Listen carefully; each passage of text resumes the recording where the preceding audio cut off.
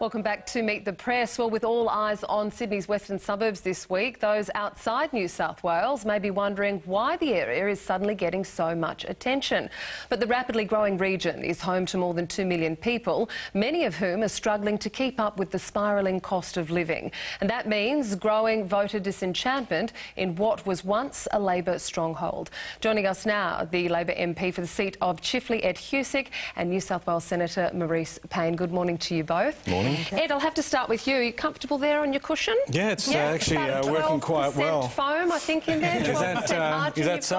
Okay, yeah, it does. Obviously, much is being made of Julia Gillard's blitz of the West. Would you prefer if Kevin Rudd was in fact leading that blitz and leading the party this week? What I prefer is for us to get results out in our neck of the woods, and we've certainly been doing a lot of that in our area. And having the PM out plus all the other ministers means that for local MPs like me that have got issues that we want to see fixed in our area, that we get them done. So it's good to have the spotlight in our neck of the woods. You can only get results, though, if you're sitting Member of Parliament, and under Julia Gillard, the polls suggest that there would be a double-digit swing against you. You hold about 12%. You might be out of a job come September.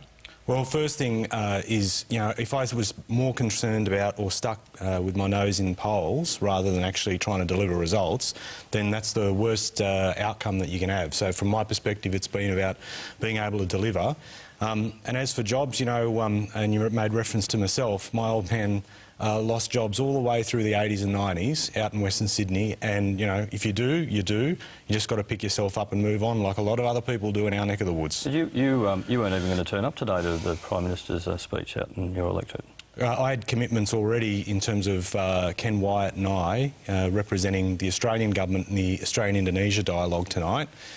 We were both over in Jakarta back in 2011 as part of a process to build people-to-people links between the two countries. Are you going to try and get out there today? I've got, besides Meet the Press, I have something at Darling Harbour, I have something at Blacktown, and then I will go to the PM speech, and then I'll be going to the dialogue. Do you accept the polling that suggests that Labor's prospects in Western Sydney, indeed across the country, would be improved under Kevin Rudd compared with the current Prime Minister? Well, going back to what I said a few moments ago, if I was stuck in, you know, just basically focused on the polls, I wouldn't get my job done. No, but the question is do you accept that that would be the case, that that is a political reality? Well, we'd be going through, similar to fantasy basketball, picking out your favourite players for favourite teams, etc. You deal with the reality now and what we've got to get done now, and in a tough fight we've got to be able to be seen to be delivering, be it on NBN in my area, be it on the trade training centres in my area, be it on delivering better health care through the hospitals in my are, be it delivering the school kids bonus in our area. Okay, so Maurice Payne, you spend a lot of time out there, your offices are in Western Sydney, you live there. What are you reading? I'm reading an electorate that seriously wants a change of government and a different approach to governing, an electorate that wants a government that will deal with the cost of living, that will deal with the massive infrastructure challenges that they face, and an electorate that wants to feel safe. But on that point, you've, I mean, apart from unwinding the carbon tax, what policies have you got in place for cost of living? I mean, energy bills are still going to go up.